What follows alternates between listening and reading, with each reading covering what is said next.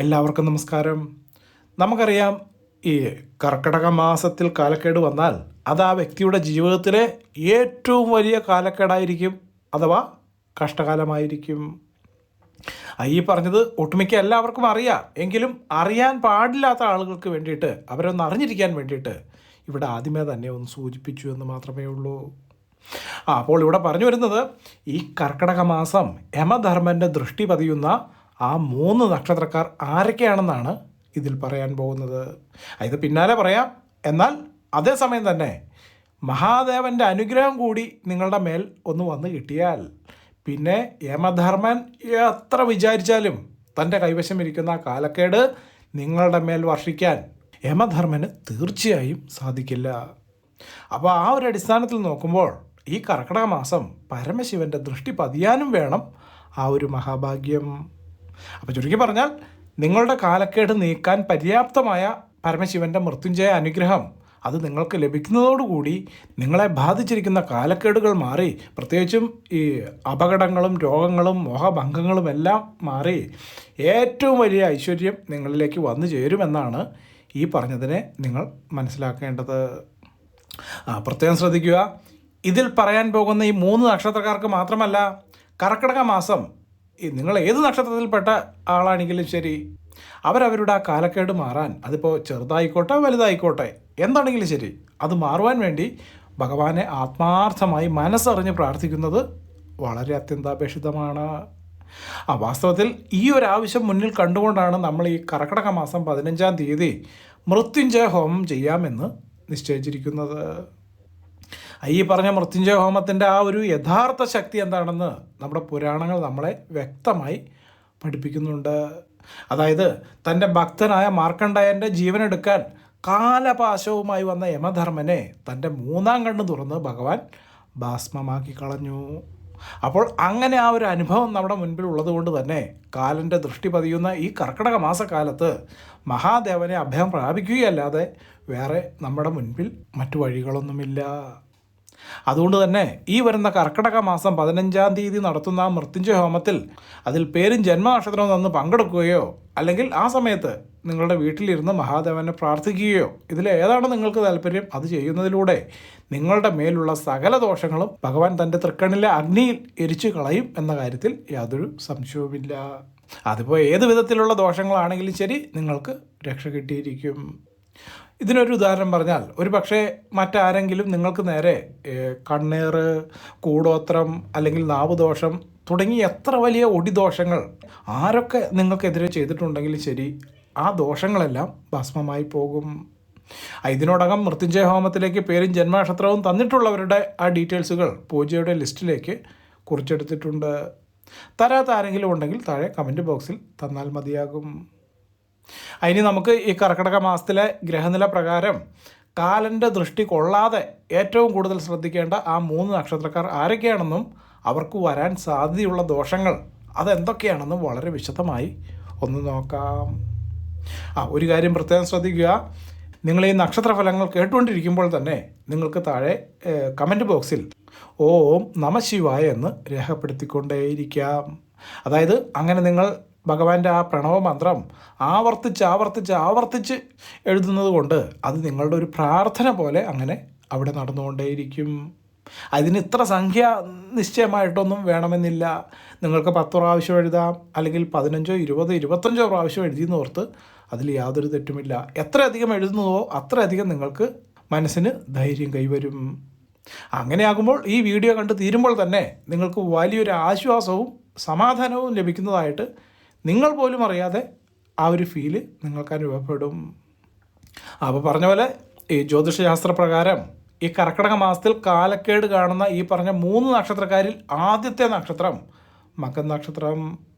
മകൻ നക്ഷത്രക്കാരെ സംബന്ധിച്ചിടത്തോളം ഈ കർക്കിടക മാസം ഒരു പരീക്ഷണ കാലഘട്ടമാണ്, അങ്ങനെ തന്നെ പറയേണ്ടിയിരിക്കുന്നു.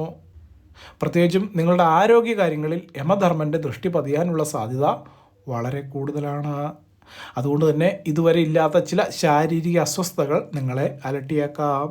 അതിനാൽ ചെറിയ പനിയോ തലവേദനയോ ആണെങ്കിൽ പോലും അതിനെ നിസ്സാരമായി കാണാതെ ചികിത്സിക്കേണ്ടത് അത്യാവശ്യമാണ്.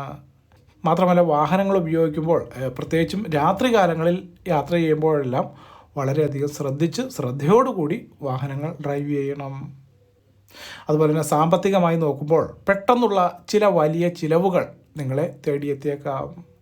മാത്രവുമല്ല, ഈ മറ്റുള്ളവർക്ക് ജാമ്യം നിൽക്കുകയോ വലിയ തുക അത് മറ്റുള്ളവർക്ക് വേണ്ടിയിട്ട് നിങ്ങൾ ആരുടെയെങ്കിലും കയ്യിൽ നിന്ന് കടം മേടിച്ചു കൊടുക്കുകയോ ചെയ്യുമ്പോൾ അത് അതീവ ശ്രദ്ധയോടുകൂടി കൈകാര്യം ചെയ്യേണ്ട ഒരു വിഷയമാണ്. അതുപോലെ തന്നെ തൊഴിലിടങ്ങളിൽ അനാവശ്യമായിട്ടുള്ള തർക്കങ്ങളിൽ ഏർപ്പെടാതിരിക്കാൻ പ്രത്യേകം ശ്രദ്ധിക്കണം. അങ്ങനെയാണെങ്കിൽ പോലും നിങ്ങൾ ഒട്ടും ഭയപ്പെടേണ്ട കാര്യമില്ല. നിങ്ങളുടെ എല്ലാ ദോഷങ്ങളെയും ഇല്ലാതാക്കാൻ കെൽപ്പുള്ളവനാണ് സാക്ഷാൽ കൈലാസനാഥൻ. ഈ കർക്കിടക മാസം 15 നടക്കുന്ന മൃത്യുഞ്ജയ ഹോമത്തിൽ നിങ്ങൾ പങ്കെടുക്കേണ്ടത് വളരെ അത്യാവശ്യമാണ്. കൂടാതെ ഈ കർക്കിടക മാസത്തിൽ എല്ലാ തിങ്കളാഴ്ച ദിവസം മാത്രം നിങ്ങൾ ശിവക്ഷേത്ര ദർശനം നടത്തുകയാണെങ്കിൽ അതും നിങ്ങൾക്ക് അത്യുത്തമമായിരിക്കും. കൂടാതെ ഓം നമഃശിവായ എന്ന പഞ്ചാക്ഷരി മന്ത്രം കുറഞ്ഞത് ഒരു 108 തവണ നിങ്ങളുടെ വീട്ടിൽ തുടർച്ചയായിട്ട് ജപിക്കുന്നതും ഉത്തമമായിരിക്കും.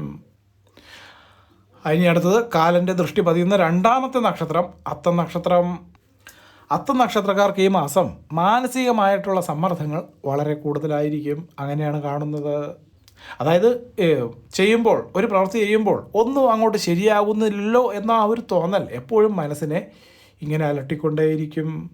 തൊഴിൽ രംഗത്ത് പല വിധത്തിലുള്ള തടസ്സങ്ങൾ നേരിടേണ്ടി വരാം. മാത്രവുമല്ല, നിങ്ങളുടെ ഈ ബലഹീനത അല്ലെങ്കിൽ നിങ്ങൾക്ക് വന്നു ചേരുന്ന ആ ഒരു ചെറിയ പിഴവ് അത് നിങ്ങളുടെ ശത്രുക്കൾ നോക്കിയിരിക്കും. എന്നിട്ട് അവർക്ക് കിട്ടുന്ന അവസരം അവർ ഫലപ്രദമായി വിനിയോഗിക്കാൻ സാധ്യത കൂടുതലാണ്. അതുകൊണ്ട് തന്നെ ആരോടും എന്ത് സംസാരിക്കുന്നു അല്ലെങ്കിൽ എങ്ങനെ ഇടപെടുന്നു എന്നുള്ള ആ കാര്യത്തിൽ നല്ല നിയന്ത്രണം നിങ്ങൾക്ക് ഉറപ്പായിട്ടും വേണം. അതുപോലെ തന്നെ കുടുംബത്തിൽ ചെറിയ കാര്യങ്ങൾക്ക് പോലും വലിയ കലഹങ്ങൾ ഉണ്ടാകാനുള്ള സാധ്യത വ്യക്തമായിട്ട് കാണുന്നുണ്ട്. ദാമ്പത്യ ജീവിതത്തിൽ വിട്ടുവീഴ്ചകൾ ചെയ്യാൻ ഉറപ്പായിട്ടും നിങ്ങൾ തയ്യാറായിരിക്കണം. അതുപോലെ തന്നെ അഗ്നി, ജലം എന്നിവയുമായിട്ട് ഇടപഴകുമ്പോൾ നിങ്ങൾ ഈ അത്തം നക്ഷത്രക്കാർ വളരെയധികം സൂക്ഷിച്ച് കൈകാര്യം ചെയ്യേണ്ടവയാണിത്. അതുപോലെ തന്നെ അവിചാരിതമായ അപകടങ്ങൾക്ക് സാധ്യത വ്യക്തമായി കാണുന്നുണ്ട്. ഈ കാലക്കേടുകളിൽ നിന്നും രക്ഷ നേടാൻ നിങ്ങൾ അത്തം നക്ഷത്രക്കാർ മഹാദേവൻ്റെ കാരുണ്യം തേടേണ്ടത് വളരെ അത്യാവശ്യമാണ്. അതുകൊണ്ട് തന്നെ തിങ്കളാഴ്ച ദിവസങ്ങളിൽ നിങ്ങളുടെ വീട്ടിനടുത്തുള്ള മഹാദേവ ക്ഷേത്രം സന്ദർശിച്ച് അവിടെ കൂവളമാല കൊണ്ട് ഭഗവാന് അർച്ചന നടത്താം. അല്ലെങ്കിൽ മൃത്യുഞ്ജയ മന്ത്രം നിങ്ങൾക്ക് വീട്ടിലിരുന്ന് ജപിക്കുന്നതും അത്യുത്തമമായിരിക്കും. ഇത്രയും കാര്യങ്ങളാണ് അത്തം നക്ഷത്രക്കാർക്ക് വേണ്ടി പറയാനുള്ളത്. ഒരു കാര്യം പ്രത്യേകം ശ്രദ്ധിക്കുക. ആദ്യം പറഞ്ഞതുപോലെ നിങ്ങൾ ഈ നക്ഷത്രഫലങ്ങൾ കേട്ടുകൊണ്ടിരിക്കുമ്പോൾ നിങ്ങൾക്ക് താഴെ കമൻറ്റ് ബോക്സിൽ ഓം നമഃശിവായ എന്ന പഞ്ചാക്ഷരി മന്ത്രം എഴുതിക്കൊണ്ടേയിരിക്കാം. അത് നിങ്ങളുടെ ഒരു പ്രാർത്ഥന പോലെ അങ്ങനെ അവിടെ നടന്നുകൊണ്ടിരിക്കും. ഇത്ര എന്നുള്ള കൃത്യം കണക്കില്ല, നിങ്ങൾക്ക് എത്ര സംഖ്യ വേണമെങ്കിലും എഴുതാം. അപ്പം അങ്ങനെ ആകുമ്പോൾ ഈ വീഡിയോ കണ്ട് തീരുമ്പോൾ തന്നെ നിങ്ങൾക്ക് വലിയൊരു ആത്മവിശ്വാസവും സന്തോഷവും നിങ്ങളറിയാതെ തന്നെ നിങ്ങളിലേക്ക് വന്നെത്തുന്നതായിരിക്കും. അതിന് അടുത്തത് കർക്കിടക മാസത്തിൽ ഏറ്റവും കൂടുതൽ ശ്രദ്ധിക്കേണ്ട മൂന്നാമത്തെ നക്ഷത്രം ചിത്തിര നക്ഷത്രം. ചിത്തിര നക്ഷത്രക്കാർക്ക് ഈ മാസം അവിചാരിതമായിട്ടുള്ള പല തടസ്സങ്ങളും അത് നിങ്ങൾ ഇടപെടുന്ന ഓരോ കാര്യത്തിലും വന്നു ചേർന്നേക്കും. മുൻകോപം നിയന്ത്രിച്ചില്ലെങ്കിൽ വലിയ വില നിങ്ങൾ കൊടുക്കേണ്ടി വരും. അതുപോലെ തന്നെ വാക്കുകൾ കൊണ്ട് മറ്റുള്ളവരെ മുറിവേൽപ്പിക്കാതിരിക്കാൻ പ്രത്യേകം ശ്രദ്ധിക്കുക. കാരണം അതുവഴി നല്ല ബന്ധങ്ങൾ തകരാൻ അതൊരു കാരണമായേക്കും. മാത്രവുമല്ല, ജോലിസ്ഥലത്ത് മേലധികാരികളുടെ അപ്രീതി സമ്പാദിക്കാൻ സാധ്യത വളരെയധികം കാണുന്നുണ്ട്. സാമ്പത്തിക കാര്യങ്ങളിൽ വളരെയധികം ശ്രദ്ധിച്ച് കാര്യങ്ങൾ കൈകാര്യം ചെയ്യുക. പ്രത്യേകിച്ച് ഓൺലൈൻ ഇടപാടുകൾ നടത്തുമ്പോഴും പുതിയ നിക്ഷേപങ്ങൾ നടത്തുമ്പോഴും ചതിക്കപ്പെടാനുള്ള സാധ്യത വളരെ കൂടുതലായിരിക്കും.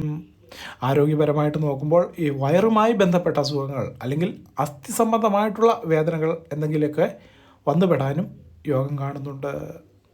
നിങ്ങൾ ചിത്ര നക്ഷത്രക്കാർക്ക് യമധർമ്മൻ്റെ ദൃഷ്ടിയിൽ നിന്നും പൂർണ്ണമോചനം നേടാൻ ഭഗവാൻ ശിവശങ്കരനെ മുറുകെ പിടിക്കുക മാത്രമേ നിങ്ങളുടെ മുമ്പിലുള്ള ആ ഒരു ഏക പോംവഴിയായിട്ട് ഇവിടെ നിർദ്ദേശിക്കാനുള്ളൂ.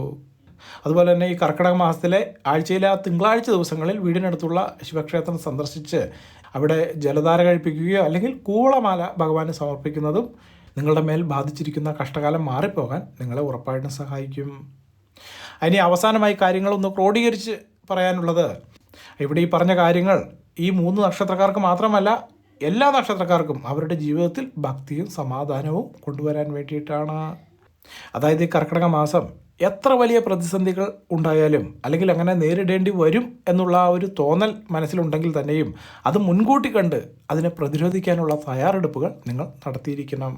ഒരു ഉദാഹരണമായി പറഞ്ഞാൽ, മഴ വരുമെന്ന് മുൻകൂട്ടി അറിഞ്ഞാൽ നമ്മളൊരു കുട കയ്യിൽ കരുതുന്നത് പോലെ നമ്മൾ ഈ ജ്യോതിഷം നമുക്ക് തരുന്ന ആ മുന്നറിയിപ്പുകളെ ഈശ്വര പ്രാർത്ഥന എന്ന ആ ഒരു കുട കൊണ്ട് നമുക്ക് തടഞ്ഞു നിർത്താൻ സാധിക്കും.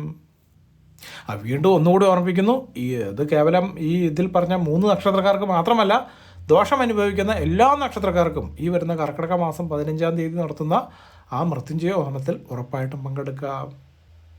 പക്ഷേ ഇത് നിങ്ങൾ കേൾക്കുന്നത് വിദേശ രാജ്യങ്ങളിൽ ഇരുന്നുകൊണ്ടാണെങ്കിൽ നിങ്ങളുടെ പേരും ജന്മനക്ഷത്രവും നിങ്ങൾ താഴെ കമൻറ്റ് ബോക്സിൽ തന്നാൽ മതി. അത് ഈ മൃത്യുഞ്ജയ ഹോമത്തിൽ ആ ലിസ്റ്റിലേക്ക് എഴുതിയെടുത്ത് ആത്മാർത്ഥമായി പ്രാർത്ഥിക്കുന്നതായിരിക്കും. അപ്പോൾ ഇത്രയും വിവരങ്ങളാണ് ഇതിൽ പറയാൻ ആഗ്രഹിച്ചത്. എല്ലാവർക്കും നല്ലൊരു ദിവസം ആശംസിച്ചുകൊണ്ട് നിർത്തുന്നു. നന്ദി, നമസ്കാരം.